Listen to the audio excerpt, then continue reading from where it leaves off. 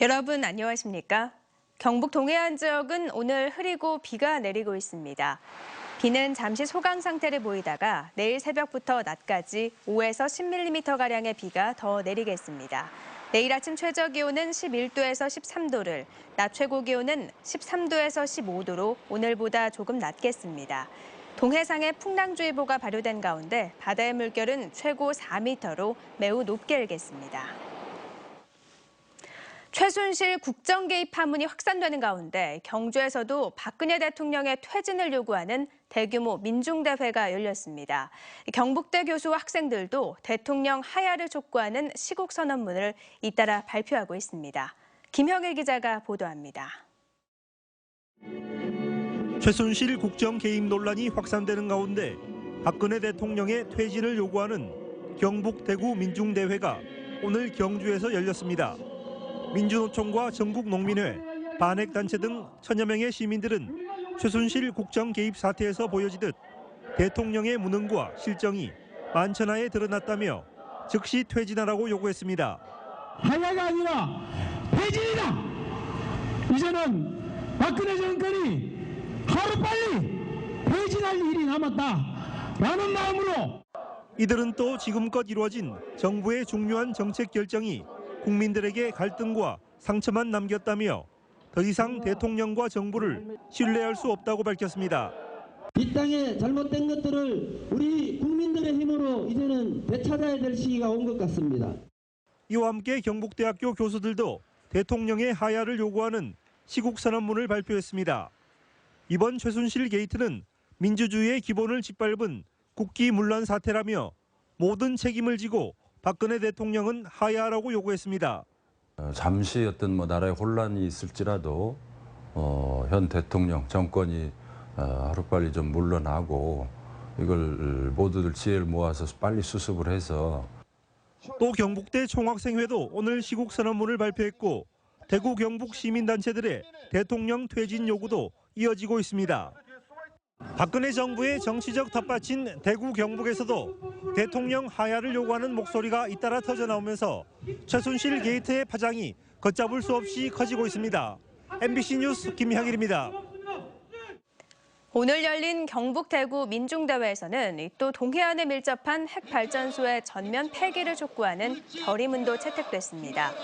참가자들은 경주에서 지난달 강진 이후 500회가 넘는 지진이 잇따르고 있고 규모 8 이상의 강진이 발생할 가능성도 있다며 국민의 생명과 안전을 지키기 위해선 핵발전소 전면 폐기가 시급하다고 밝혔습니다.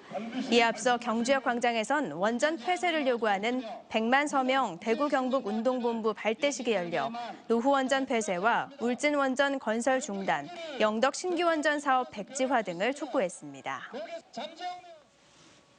동해해양경비안전본부는 수온이 떨어지면서 오징어 어군이 남하해 북한과 러시아 수역에서 조업 중이던 중국 어선이 동해 한일 중간 수역으로 이동해 조업할 것으로 보고 해상 경비를 강화한다고 밝혔습니다. 해경본부는 최근 울릉군청과 해군 118전대, 울릉경찰서 등과 관련 대책회의를 진행했으며 중국 어선이 이동 중이거나 조업 중 우리 수역에서 불법 조업 또는 우리 어선과의 조업 마찰을 예방하기 위해 함정과 항공기 등을 이용해 감시 경비를 지속해서 강화하기로 했습니다. 지난 22일 성인봉 등산을 위해 부대를 나간 후 연락이 두절된 50살 조영찬 울릉경비대장을 찾기 위한 수색이 일주일째 진행되고 있습니다. 실종된 조 대장은 지난 22일 오후 1시 30분쯤 혼자 성인봉 등반을 하겠다며 부대를 나선 뒤 지금까지 연락이 닿지 않고 있습니다. 경찰은 사건 발생 후 헬기와 수색견 등을 투입하고 주민과 관광객에게 전단을 배포했지만 별다른 성과를 거두지 못하자 오늘 경북도 산악협회 산악구조대원 8명을 수색에 추가 투입했습니다. 한국수자원공사는 태풍 차발 영향으로 어려움을 겪고 있는 울산과 경주, 거제 등 지자체의 광역 상수도 요금을 감면한다고 밝혔습니다. 가장 피해가 심한 울산에 대한 요금 감면은 이 재난 발생 전월인 지난 9월 사용량을 기준으로 10월에 초과 사용한 물량 중 광역 상수도 공급 비중을 고려해 산정하는데 산정된 감면 물량은 재난복구에 사용된 물량으로 간주해 광역 상수도 요금 중 사용요금 부분을 감면합니다.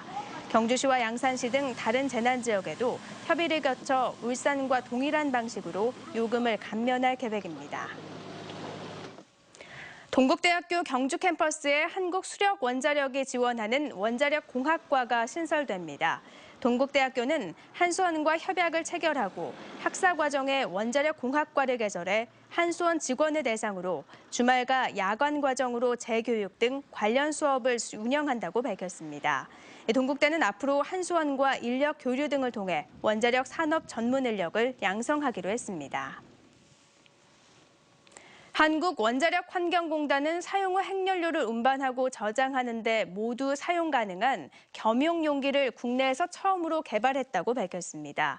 겸용용기는 기존 습식 저장 방식보다 운영 비용이 적은 데다 지진과 화재, 항공기 충돌 등의 실험에서 안전성이 확인돼 조만간 상용화에 들어갈 예정입니다. 원자력환경공단은 오늘 두산중공업 등 기업 4곳과 기술 이전 계약을 체결했다고 밝혔습니다. 포항 지역 10여 개 단체로 구성된 포항급식연대가 모든 포항 초등학생들에게 무상급식을 하라고 촉구했습니다. 급식연대는 내년에 4학년까지 무상급식을 확대하지만 5, 6학년 5천여 명은 여전히 제외된다며 5천여 명 무상급식 예산은 22억 원으로 돈이 아니라 의지의 문제라고 주장했습니다. 또 경북에서 전체 무상급식을 안 하는 곳은 포항과 구미뿐이라며 예산이 부족하면 경북도와 경북도 교육청에 당당히 요구해 아이들에게 안전하고 깨끗한 급식을 제공해야 한다고 강조했습니다.